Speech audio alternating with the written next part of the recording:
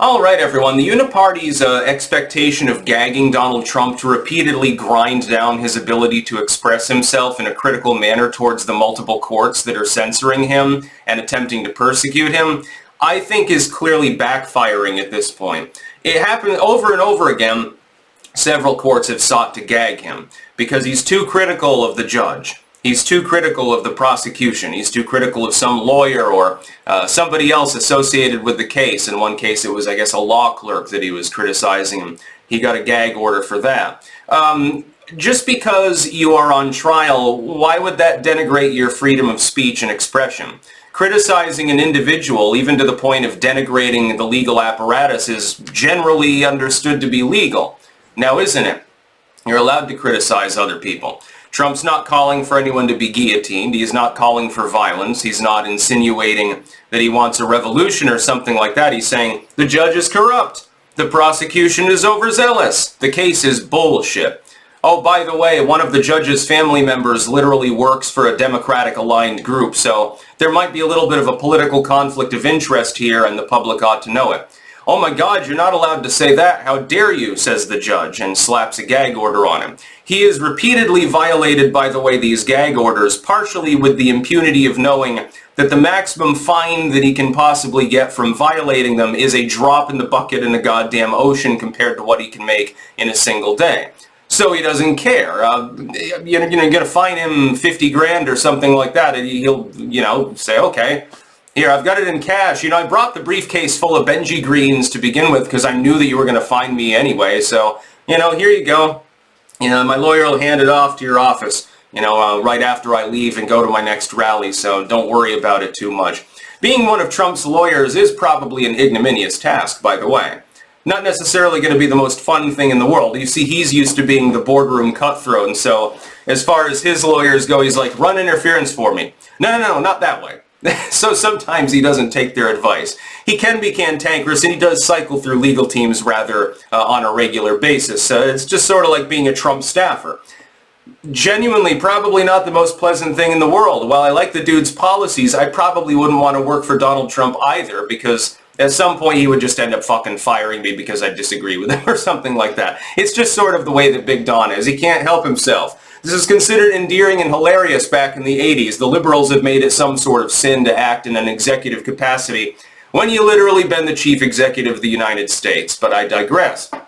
I think that this obsession with trying to fairly openly persecute Donald Trump, not even with the cases themselves or with the charges themselves, not necessarily even within, the stringency of the court's various maneuverings with the legal teams and the back and forth, but the effort to literally prevent him from discussing aspects of the case while he's actively running for the presidency, I think is a turnoff to certain independent voting blocs. It certainly solidifies the MAGA voting bloc and alienates the Uniparty GOP neocons in the process, but he never really had them aboard anyway. He got a few of them in 2016, and got active resistance in 2020. He can expect the same, by the way, in 2024. I just don't think that in the end it'll be particularly meaningful. The Uniparty's obsession with gagging him, I think, backfires. I don't think that there was one article on RCP today. By the way, if my microphone sounds tinny, I've got to order a new one because my Yeti got folded, spindled, and mutilated in transit at the airport. Whoops, I probably should have wrapped it a little bit better. Well, that's probably on me, although I've seen how they treat check-in luggage. It's not necessarily a pretty sight. Oh boy, the sword story that I could tell you, that was a fucking funny one. Almost missed my flight to Burlington. But anyway, there was one article saying, well, these trials against Trump are sure to re-elect Joe Biden. Well, then why don't I see it in the polling? I supposedly, when he got charged in the first place, well, that's game, set, match. He's over. He's been charged with multiple felonies. The American people will see through his evil once and for all, and they will reject him. Oh, he rose in the polls considerably, both in the primaries and in potential general matchups by a considerable margin. I wonder how that happened. Could it be that you alienated a significant swath of Republican voters and right-leaning independents, and let's face it, they tend to vote Republican, who were not on board with Trump because they're like, in some cases, they're like, well, there's this one issue I really care about, whatever that issue may be. And he didn't pull through for me in the conservative fashion that I expected him to do so. And so I don't want to vote for Joe Biden, but I'm not sold on Trump right now. I'm not sure that he is actually what he says he is. Well, now he's facing almost 100 felony charges, plus that civil case, where, by the way, his legal team and the prosecution just reached an agreement to keep the bond lowered. So he's practically won that case on appeal, I think. It's a big dark day for the people in that particular court, for Judge Engoron and the others. Now, the Uniparty's insistence on trying to persecute Donald Trump could be their undoing, because they're alienating large swaths of voters who, under normal circumstances, like if Trump were simply a normal mainline candidate, right now he'd be behind Joe Biden, I think.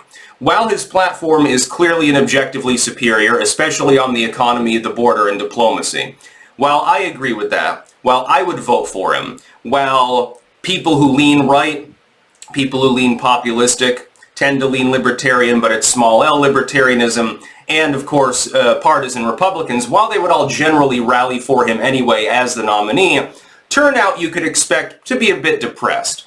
I would expect Donald Trump to lose potentially under such circumstances. Even with the polling showing him slightly up, it was underwhelming compared to what we're seeing now in some of the swing states, for example. In the wake of indictments and in the wake of all of these gag orders that are now happening, Donald Trump is gaining rather than losing support.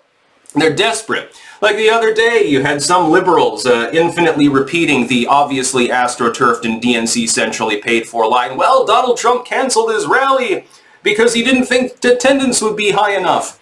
Yeah, well, there were storm warnings, so he didn't want a lightning storm while he was holding a rally, because if someone gets hit by lightning while he's speaking, it's his fault.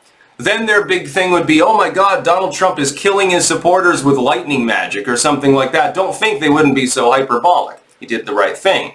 They're clearly not acting in a manner where they believe that Donald Trump actually is the underdog.